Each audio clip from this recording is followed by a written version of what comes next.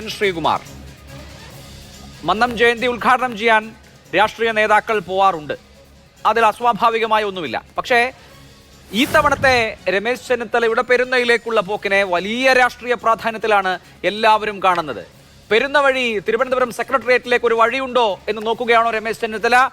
അടുത്ത മുഖ്യമന്ത്രി സ്ഥാനാർത്ഥിയായി കോൺഗ്രസിൽ NSS പിന്തുണയ്ക്കുന്നത് രമേശ് ചെന്നിത്തലയാകും എന്ന് നമ്മൾ അനുമാനിക്കണോ? നോക്കൂ അഭിലാഷേ, UDF അധികാരത്തിൽ വരും എന്നുള്ളതിൻ്റെ സൂചനയായിട്ടാണ് ഇതെല്ലാം കാണിക്കുന്നത്. അപ്പം ചർച്ച എന്താണ്? ആരാണ് മുഖ്യമന്ത്രി? BD സതീശനാണോ രമേശ് ചെന്നിത്തലയാണോ? ഇതാണല്ലോ ചർച്ച. പക്ഷേ ഈ ചർച്ചയിൽ CPM കാര്യമായിട്ട് പ്രതികരിക്കുന്നില്ല. കാരണം അവർക്കത് പ്രതികരിച്ച കഴിവുള്ളൂ. കാരണം ചെന്നിത്തലയെ മുഖ്യമന്ത്രിയാക്കാനാണ് ശ്രമം എന്ന് പറഞ്ഞാൽ അത് തിരിച്ചടിക്കും, സതീശനെയാണെന്ന് പറഞ്ഞാൽ അതും തിരിച്ചടിക്കും. അപ്പോൾ CPMൻ്റെ നേതൃത്വത്തെ വെട്ടിലാക്കിയ ഈ ഒരു രാഷ്ട്രീയ ചർച്ച സത്യത്തിൽ കേരളം ഇന്ന് അർഹിക്കുന്നത് തന്നെയാണ്. ഇത് നടക്കട്ടെ, ഇത് നന്നായി മുന്നോട്ട് പോകണം. കാരണം പ്രവർത്തകർക്കൊരു ആവേശം, കോൺഗ്രസ് പ്രവർത്തകർക്കൊരു ആവേശം വരും. കാരണം തദ്ദേശ തെരഞ്ഞെടുപ്പിൽ ജയിക്കുക എന്നുള്ളൊരു ആദ്യത്തെ ഒരു കടമ്പയുണ്ട്. അത് ജയിക്കാനായിട്ട് ഇത് വളരെ ഉപകാരപ്പെടും. കാരണം രമേശ് ആയാലും സതീശനായാലും സതീശനാണെങ്കിലും പാർട്ടി ജയിച്ചാൽ മതി എന്ന് സാധാരണ കോൺഗ്രസ്സുകാർക്ക് ആഗ്രഹിക്കാം. പക്ഷെ നോക്കൂ, കഴിഞ്ഞ നിയമസഭാ തെരഞ്ഞെടുപ്പിൽ UDFനെ നയിച്ചത് രമേശ് ചെന്നിത്തലയാണ്. അദ്ദേഹത്തിന് അതിന് മുൻപ്, അതിന് തൊട്ട് മുൻപുള്ള നിയമസഭയിൽ അദ്ദേഹത്തിന് പാർലമെന്ററി പാർട്ടി ലീഡറാകാൻ, പ്രതിപക്ഷ നേതാവാകാൻ കഴിഞ്ഞു. അദ്ദേഹത്തിന്റെ പെർഫോമൻസിന്റെ കൂടി ബേസിസിലാണ് കഴിഞ്ഞ നിയമസഭാ തെരഞ്ഞെടുപ്പ് നടന്നത്. പക്ഷേ രമേശ് ചെന്നിത്തലയ്ക്ക് സക്സസ്ഫുൾ ആവാൻ കഴിഞ്ഞില്ല. കേരളത്തിൽ ഭരണ തുടർച്ചയുണ്ടായി. അതിനുശേഷമാണ് കോൺഗ്രസ് ഹൈക്കമാൻഡ് പുതിയ ഒരു പാർട്ടി ലീഡർ നിയമസഭയിൽ വരട്ടെ എന്ന് തീരുമാനിക്കുന്നത്. VD സതീശൻ ആ സ്ഥാനത്തേക്ക് വരുന്നത്. അപ്പോൾ സ്വാഭാവികമായും ഈ നിയമസഭയുടെ കാലാവധി തീർന്ന അടുത്ത നിയമസഭാ തെരഞ്ഞെടുപ്പ് നടക്കുമ്പോൾ അവിടെ ലീഡർ ആവേണ്ടത്, മുന്നിൽ നിന്ന് നയിക്കേണ്ടത് VD സതീശനാണ്. അതിലേക്കുള്ള രമേശ് ചെന്നിത്തലയുടെ എൻട്രി ആണോ ഇത് എന്നുള്ളത് വളരെ വളരെ കൗതുകമായ ചോദ്യമാണ്. അല്ല, ചോദ്യത്തിൽ കൗതുകമുണ്ട്. കാരണം നമ്മൾ ഈ രാഷ്ട്രീയത്തിലെല്ലാം കൗതുകം നിറഞ്ഞതാണ്, സംശയമൊന്നും ഇല്ലാത്ത കാര്യം. ചോദ്യത്തിൽ കൗതുകമുണ്ട്. കാരണം എന്താ വെച്ചാൽ എന്തുകൊണ്ട് രമേശിനെ ക്ഷണിച്ചു, സതീശിനെ ഒഴിവാക്കി? ഇതാണല്ലോ തുറന്ന ഒരു ചർച്ച. ഈ രമേശ് ചെന്നിത്തല പ്രതിപക്ഷ നേതാവ് ആകാത്ത ഘട്ടത്തിൽ അദ്ദേഹത്തെ NSS ക്ഷണിച്ചിരുന്നില്ല. സതീശനെ അന്ന് പ്രതിപക്ഷ നേതാവായ സതീശനെയും ക്ഷണിക്കുന്നില്ല ഇപ്പം. അത് ആ ഒരു വ്യത്യാസമാണ് നമ്മൾ കാണണം. ഇവിടെ രമേശ് ചെന്നിത്തലയെ ക്ഷണിക്കുന്നതിന് കൃത്യമായിട്ട് ശ്രീ സുകുമാരൻ നായർ എന്നൊരു പ്രതികരണം നടത്തി. അതായത് ഇവിടെ കളിച്ചു വളർന്ന NSS കുടുംബത്തിൽപ്പെട്ട ഒരാളെന്ന് അദ്ദേഹം പറഞ്ഞു. അതുമാത്രവുമല്ല, സമുദായ സംഘടനകളുമായി ചേർന്ന് ഏത് കോൺഗ്രസ് നേതാവ് നിന്നാലും അത് പാർട്ടിക്ക് ഗുണം ചെയ്യും.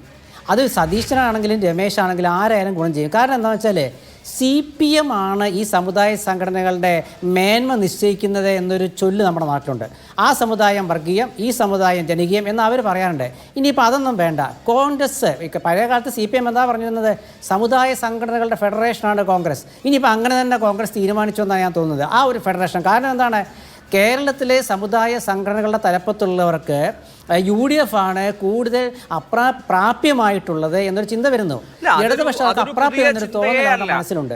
ശ്രീ എൻ ശ്രീകുമാർ, ഇന്നിപ്പോ NSS ജനറൽ സെക്രട്ടറിയുടെ പ്രസംഗം താങ്കൾ കേട്ടിട്ടുണ്ടാവും എന്നാണ് ഞാൻ വിചാരിക്കുന്നത്. അദ്ദേഹം പ്രസംഗിക്കുകയാണ്, എന്തു വേണമെങ്കിലും നായർ സർവീസ് സൊസൈറ്റിക്ക് വേണ്ടി ചെയ്യാം, അവിടുന്ന് എന്ത് പറഞ്ഞാലും ചെയ്യും, ഈ വേദിയിൽ കൃതജ്ഞത പറയാനാണ് എന്നെ ഏൽപ്പിക്കുന്നതെങ്കിൽ അതും ചെയ്യും എന്ന് പറഞ്ഞ ആളാണ് രമേശ് ചെന്നിത്തല എന്ന് അദ്ദേഹം പറയുന്നു. ഇപ്പോൾ ഒരു കാലഘട്ടത്തിൽ രമേശ് ചെന്നിത്തല പ്രതിപക്ഷ നേതാവും മറ്റുമൊക്കെ ആയിരിക്കുമ്പോൾ തൻ്റെ ഈ നായർ ഇമേജ് കുടഞ്ഞു കളയാനായിരുന്നു രമേശ് ചെന്നിത്തല ശ്രമിച്ചുകൊണ്ടിരുന്നത്. ചെന്നിത്തല നായർ എന്നൊക്കെ ഈ രാഷ്ട്രീയ എതിരാളികൾ സാമൂഹ്യ മാധ്യമങ്ങളിലും അവിടെ ഇവിടെയൊക്കെ പറയുന്നതിൽ യഥാർത്ഥത്തിൽ ആ ഒരു ഇമേജിൽ നിന്ന് പുറത്തു കടന്ന ഒരു കോസ്മോപൊളിറ്റൻ നേതാവാനാണ് ശ്രമിച്ചിരുന്നത്. എങ്കിൽ ഇപ്പോൾ അദ്ദേഹം ആ പഴയ ഇമേജിലേക്ക്, അവിടെ നിന്ന് പറഞ്ഞാൽ എന്തും ചെയ്യാം എന്ന് പറയുന്ന ആളൊക്കെ ആയി മാറേണ്ട കാര്യമുണ്ടോ? നോക്കാം അഭിലാഷേ, അതായത് ഞാൻ പറഞ്ഞല്ലോ, സമുദായ കക്ഷികളുമായിട്ട് അടുത്ത് നിന്നാൽ അത് അവർ ചിത്രീകരിക്കപ്പെടുക വേറെ രീതിയിലാണെന്നൊരു ചിന്ത നമുക്കിടയിലുണ്ടായിരുന്നു. അത് CPM ആണത് കൊണ്ടുവന്നത്. പക്ഷേ അവർ അതിലേക്ക് മാറുകയും ആ കോൺഗ്രസ്സുകാരെ ഇത് വെറുതെ ഞങ്ങൾ എന്തിനാണ് ഇങ്ങനെ സമുദായത്തിൽ നിന്ന് അകന്നു നിൽക്കുന്നത് എന്നൊരു തോന്നൽ വരികയും ചെയ്തൊരു കാലമാണിത്. അങ്ങനെ വരുമ്പോൾ അതാ ഞാൻ പറഞ്ഞത്, ഏത് സമുദായവുമായിട്ടും കോൺഗ്രസിൻ്റെ നേതാക്കൾ ഒട്ടി നിൽക്കണം ഇപ്പോൾ. കാരണം എന്താണെന്ന് വെച്ചാൽ അല്ലെങ്കിൽ അവിടെ CPM കടന്നു കയറും. അതാണ് പറഞ്ഞത്. ഇവിടെ ഇപ്പോൾ ശ്രീ ജേക്കബ് ജോർജ് പറഞ്ഞത് നേതൃമാറ്റ സമയത്തെ കാര്യങ്ങളല്ലേ. UDF ജയിച്ച അധികാരത്തിൽ വന്നിട്ട് ഏത് കാലത്താണ് തർക്കം ഉണ്ടായിട്ടുള്ളത്? അതിനുശേഷമുള്ള നേതൃമാറ്റം, പ്രതിച്ഛായ ചർച്ചയൊക്കെ വന്നപ്പോഴാണ് ഈ ലീഗിൻ്റെയും കേരള കോൺഗ്രസിൻ്റെയും ഒക്കെ പുത്തരിക്കണ്ടം മൈതാനത്ത് കരുണാകരൻ രാജി പ്രഖ്യാപിച്ചതൊക്കെ. ഉമ്മൻചാണ്ടി വന്നത് ആന്റണി രാജിവെച്ചപ്പോൾ ഉമ്മൻചാണ്ടി വന്നു എന്നുള്ള ശരിയല്ലേ? ആന്റണി രാജിവെച്ചത് വിമാനത്താവളത്തിലല്ലേ പറഞ്ഞത്? ഇതൊക്കെ നമ്മൾ മറക്കാതെ ചുമ്മാ നമ്മൾ ഇതാണ് ചരിത്രം, കോൺഗ്രസ് ഇങ്ങനെയൊക്കെയാണെന്നുള്ള പറഞ്ഞു തെക്കരുത്. ഇപ്പം എന്താ പ്രശ്നം എന്താ അറിയോ അഭിലാഷേ? രമേശ് ചെന്നിത്തല അവിടെ പറയുമ്പോൾ നിങ്ങളുടെ കാര്യം ആലോചിക്കണം. ഏത് സമുദായ സംഘടന, ഞാനത് ആദ്യം പറഞ്ഞു വന്നത്, ഏത് സമുദായ സംഘടനകൾക്കും പെട്ടെന്ന് അവർക്ക് കാര്യങ്ങൾ തുറന്നു പറയാൻ, ഒരു പക്ഷേ അവർക്ക് അവരുടെ അവകാശമാണ് എന്ന രീതിയിൽ പറയാനുള്ള സ്വാതന്ത്ര്യം കോൺഗ്രസിനോടുണ്ട്, യുഡിഎഫിനോടുണ്ട്. അപ്പുറത്ത് പോവുകയാണെങ്കിൽ കോൺഗ്രസ് അധികാരത്തിലെത്താനാണ് കേരളത്തിലെ സമുദായ സംഘടനകൾ എന്നും ആഗ്രഹിച്ചിട്ടുള്ളത്. കാരണം അവർക്ക് അവർ പറയുന്ന കാര്യങ്ങൾക്ക് അവിടെ ഒരു സേ ഉണ്ട്. CPM-ൽ അത് ഉണ്ടാവില്ല. എന്റെ ചോദ്യം പക്ഷേ രമേശ് ചെന്നിത്തലയെ കുറിച്ചാണ്. രമേശ് ചെന്നിത്തല ഇപ്പോൾ അദ്ദേഹത്തിന്റെ ഈ നായർ കുപ്പായം എടുത്ത് വീണ്ടും ഇടേണ്ടതുണ്ടോ എന്നുള്ളതാണ്. അദ്ദേഹം മന്നം സമാധിയിൽ പോയതും ഈ പറഞ്ഞ ദിന സമ്മേളനം ഉദ്ഘാടനം ചെയ്തതും മതേതരത്വത്തിന്റെ നിലവിളക്ക് എന്ന് വിശേഷിപ്പിച്ചതും ഒന്നുമല്ല ഞാൻ പറയുന്നത്. അതിനപ്പുറത്ത് അവിടുന്ന് പറഞ്ഞാൽ എന്തും ചെയ്യും, ഇനി ഇവിടുന്ന് കൃതജ്ഞത പറയാനാണ് പറയുന്നതെങ്കിൽ ഞാൻ അത് ചെയ്യാം, ഞാൻ ഈ മണ്ണിൽ വളർന്ന ആളാണ് എന്നുള്ള മട്ടിൽ അദ്ദേഹത്തെ അങ്ങനെ ചുരുക്കേണ്ടതുണ്ട്. ഒരു സമുദായത്തിലേക്ക് ചുരുക്കപ്പെടേണ്ട ആളാണോ രമേശ് ചെന്നിത്തല എന്ന് അദ്ദേഹം കൂടി ആലോചിക്കണ്ടേ? ശരിക്കും അദ്ദേഹത്തിന് ഗുണമാണോ ആ ഇമേജ് കൊടുക്കുക?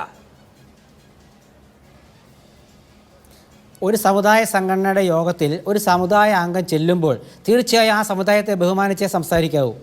അത് ഞാൻ ഉദാഹരണം പറയാം. AK ആന്റണി ദൈവവിശ്വാസിയാണോ? അല്ലല്ലോ. അദ്ദേഹം ശങ്കരാചാര്യന്മാരെ എങ്ങനെയാണ് സ്വീകരിച്ചത്? ശങ്കരാചാര്യർ ഒരു പീഠത്തിലിരുന്നു, ആന്റണി നിലത്തായിരുന്നത്. അന്ന് നമ്മുടെ മന്ത്രിമാർ, അന്ന് CPM കളിയാക്കി ആന്റണിയെ. പക്ഷേ തിരിച്ച് LDF അധികാരത്തിൽ വന്നു. അപ്പം നമ്മുടെ 2 മന്ത്രിമാരെ, തോമസ് ഐസക്കും G സുധാകരനും, ആലപ്പുഴയിലെ ഈ പൂക്കളും പഴവുമായിട്ടാണ് സന്യാസിമാരെ സ്വീകരിക്കാൻ ചെന്നത് പരമ്പരാഗത രീതിയിൽ. അപ്പോൾ അവർക്കാവാം. അതാണ് ഞാൻ പറഞ്ഞത്. സമുദായ സംഘടനകളെ സ്നേഹിക്കുകയാണെങ്കിൽ ആ സമുദായ സംഘടനകളുടെ വിളിക്കുന്ന സമ്മേളനത്തിൽ പോയിട്ട് അവിടെ എതിർപ്പ് പറയാനല്ല പോകേണ്ടത്. അവിടെ ആ സമുദായം നമ്മളെല്ലാവരും ഒരു കാര്യം മനസ്സിലാക്കുക. ഈ നാട്ടിലെ എല്ലാ വിപ്ലവ കക്ഷികളാണെങ്കിലും ജനാധിപത്യ കക്ഷികളാണെങ്കിലും അവർ ജനിച്ച സമുദായത്തോടെ വിധേയത്വമോ അല്ലെങ്കിൽ സ്നേഹമോ കാണിക്കാത്ത രാഷ്ട്രീയ നേതാക്കൾ വിരളമാണ്. അത് വളരെ വിരളമാണ്. നമ്പൂതിരി സമുദായത്തിൽ ജനിച്ച ഒരു നേതാവ് താൻ നമ്പൂതിരിയാണ്. ഒരു മിനിറ്റ് ഞാൻ പറഞ്ഞു. ഞാൻ അങ്ങയിലേക്കും വരാം, ഒപ്പം ശ്രീകുമാറിലേക്ക് വരാം. ഇടവേള ചർച്ചയിലേക്ക് വീണ്ടും. ശ്രീകുമാർ മനയിൽ, താങ്കൾ നേരത്തെ ശരിയായി സൂചിപ്പിച്ചു സമുദായങ്ങളുടെ ഒരു കോൺഫെഡറേഷനായി എങ്ങനെയാണ് UDF-നെ K കരുണാകരൻ കെട്ടിപ്പടുത്തതെന്ന്. ഒരു കാലത്ത് K കരുണാകരൻ ഹിന്ദു ഹൃദയ സാമ്രാട്ട് കൂടിയായിരുന്നു. പക്ഷെ ഇന്ന് കാര്യങ്ങൾ മാറി. ആ ഷെയർ വലിയ തോതിൽ BJP അപഹരിച്ചിട്ടുണ്ട്. NSS-ന് സ്വാധീനമുള്ള, മുൻപ് കോൺഗ്രസിന് അനുകൂലമായി പോൾ ചെയ്തിരുന്ന ഒരുപാട് വോട്ടുകൾ BJP-യിലേക്ക് മൈഗ്രേറ്റ് ചെയ്തിട്ടുണ്ട്. അത് തിരിച്ചു വരാൻ പറ്റാത്ത വിധത്തിൽ BJP-യുടെ പൊളിറ്റിക്കൽ വോട്ടുകളായി മാറിയിട്ടുണ്ട് എന്ന യാഥാർത്ഥ്യം അവിടെ നിൽക്കുന്നുണ്ട്. ഒന്നാമത്തെ കാര്യം. അപ്പോൾ അങ്ങനെയുള്ള ഒരു രാഷ്ട്രീയ സാഹചര്യത്തിൽ രമേശ് ചെന്നിത്തല അദ്ദേഹത്തിന്റെ നായർ ഐഡന്റിറ്റി ഉറക്കെ പറയുന്നു. അതിനെ സുകുമാരൻ നായർ വലിയ തോതിൽ പ്രോത്സാഹിപ്പിക്കുന്നു, അല്ലെങ്കിൽ ഞങ്ങളുടെ പുത്രനാണ് എന്ന് പ്രഖ്യാപിക്കുന്നു. അത് ആത്യന്തികമായി ഗുണമാണോ ദോഷമാണോ ഉണ്ടാക്കുക? അതുമാത്രമല്ല ഇന്നത്തെ ഈ പ്രസംഗത്തിൽ ഉണ്ടായിട്ടുള്ളത്, സുകുമാരൻ നായർ പ്രസംഗത്തിൽ ഉണ്ടായിട്ടുള്ളത്. അദ്ദേഹം ശിവഗിരി സമ്മേളനത്തിൽ സ്വാമി സച്ചിദാനന്ദ പറഞ്ഞ ഒരു വാചകത്തെ ഖണ്ഡിക്കുകയും അദ്ദേഹവുമായി കോർക്കുകയും ചെയ്തിരിക്കുന്നു.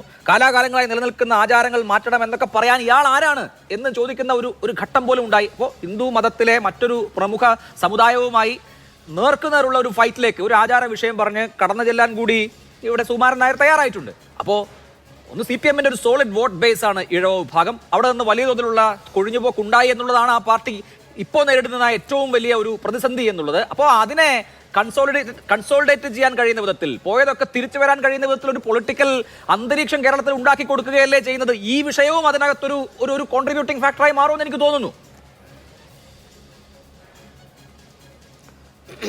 ഇത് നമ്മളെ ഈ സ്വാമി സച്ചിദാനന്ദ പറഞ്ഞതിന് അതിന് മറുപടിയായിട്ട് എന്തോ സുകുമാരൻ നായർ പറഞ്ഞു എന്ന് പറഞ്ഞില്ല. അതിനെ ഒരിക്കലും ഈ UDF പൊളിറ്റിക്കൽ കോണ്ടാക്ട് എടുക്കരുത്. കാരണം വെച്ചാൽ ഈ NSS നിലകൊള്ളുന്നതും ശിവഗിരി മഠം നിലകൊള്ളുന്നതും SNDP നിലകൊള്ളുന്നതും വ്യത്യസ്ത ആശയങ്ങളുടെ പുറത്താണ്. ഇതെല്ലാം ഒരു ശിവഗിരി മഠം ഒരിക്കലും ഒരു ഹിന്ദു ബേസ്ഡ് ആയിട്ടുള്ള അല്ലെങ്കിൽ അങ്ങനെ ഒരു സമുദായ സംഘടനയാണെന്ന് പോലും പറയാൻ പറ്റില്ല. അതിനൊക്കെ വലിയ ബ്രോഡ് ക്യാൻവാസ് വേറെ ഉണ്ട്. ഈ പലപ്പോഴും ഇവരെല്ലാം നിലകൊള്ളുന്നത് വ്യത്യസ്തമായ ആശയങ്ങളിലാണ്. ഇവരൊരിക്കലും ചില പ്രത്യേക പുരോഗമന കാര്യങ്ങൾ ഇവർ ഒരുമിച്ച് കൂടും എന്നുള്ളതല്ലാതെ അടിസ്ഥാനപരമായിട്ട് തികച്ചും വ്യത്യസ്തമായ ആശയങ്ങൾ തന്നെയാണ് ഇവർ പ്രകടിപ്പിക്കാറുള്ളത്. കാരണം പലപ്പോഴും അതങ്ങനെയാണ്. അത് ഇതിനു മുമ്പുള്ള ചരിത്രം പരിശോധിച്ചാലൊക്കെ അറിയാൻ പറ്റും. കാരണം പ്രത്യേകിച്ച് ആചാരങ്ങളുടെ അടുത്ത അനുഷ്ഠാന കാലത്തിലൊക്കെ പലപ്പോഴും ഈ സംഘടന തമ്മിൽ എപ്പോഴും അഭിപ്രായ വ്യത്യാസം കണ്ടിട്ടുണ്ട്. എല്ലാ കാലത്തും ഉണ്ടായിട്ടുണ്ട്. കാരണം ശബരിമല സ്ത്രീ പ്രവേശനം അടക്കമുള്ള കാര്യങ്ങളിലൊക്കെ ഈ അഭിപ്രായ വ്യത്യാസം ഉണ്ടായിരുന്നു. വെള്ളാപ്പള്ളി സുകുമാരൻ നായർ രണ്ടറ്റത്ത് നിന്ന് പറഞ്ഞ് വ്യത്യസ്തമായ അഭിപ്രായങ്ങൾ പ്രകടിപ്പിച്ചാൽ നമുക്കറിയാം. അപ്പോൾ അത് എക്കാലം ഉണ്ട്. അതിപ്പോൾ രമേശ് ചെന്നിത്തല നാളെ ഉണ്ടെങ്കിലും സതീശൻ ഉണ്ടെങ്കിലും നാളെ ഇവരൊന്നും ഒന്നും ഇല്ലെങ്കിലും ഒക്കെ അതുണ്ടാവും. ആ അഭിപ്രായ വ്യത്യസ്തത എപ്പോഴും നിലനിൽക്കും. കാരണം അത്തരം നമ്മൾ ഇത് ഇവോൾവ് ചെയ്യുന്ന വരുന്ന സാംസ്കാരിക ആ ഒരു ബേസ് ഉണ്ടല്ലോ, അതിൽ നിന്നാണ് ഇത്തരം അഭിപ്രായങ്ങൾ ഉണ്ടാകുന്നത്. അപ്പോൾ അതിനെ നമ്മൾ അത് കൂട്ടിക്കൊടുക്കേണ്ട യാതൊരു ആവശ്യമില്ല. അത് വേറെ രാഷ്ട്രീയം വേറെ. പക്ഷേ നിങ്ങൾ ഈ പറഞ്ഞ പോലെ ഈ NSS ഇപ്പോൾ രമേശ് ചെന്നിത്തലയെ ഇത് ഉദ്ഘാടനം ചെയ്യാൻ വിളിച്ചതിൻ്റെ കാരണം എന്താണെന്ന് ചോദിച്ചാൽ ഞാൻ നേരത്തെ പറഞ്ഞു തന്നെ ഉള്ളൂ. കാരണം കൃത്യമായിട്ട് ഈ കോൺഗ്രസിൻ്റെ ഈ ശ്രീകുമാർ സാർ പറഞ്ഞൊരു വലിയൊരു കാര്യമുണ്ട്. കോൺഗ്രസ്സിന് UDFനും കൃത്യമായിട്ട് ഇനി സമുദായ സംഘടനകളായിട്ട് അഫിലിയേറ്റ് ചെയ്ത് അല്ലെങ്കിൽ അവരെ ഉൾക്കൊണ്ട് പോകുവാൻ കഴിയണം. എങ്കിൽ മാത്രമേ അവരുടെ നഷ്ടപ്പെട്ട പൊളിറ്റിക്കൽ ബേസ് തിരിച്ചെടുക്കാൻ പറ്റുള്ളൂ. 2021 ഇലക്ഷൻ എന്താ സംഭവിച്ചതെന്നറിയാമോ? ഈഴവ വോട്ടുകൾ അല്ലെങ്കിൽ ഹിന്ദു വോട്ടുകൾ CPMലേക്കും BJPയിലേക്കും എൻറ്റയറായിട്ട് പോയി. മുസ്ലിം വോട്ടുകളും CPMലെ ഇടതുപക്ഷത്തേക്ക് പോയി.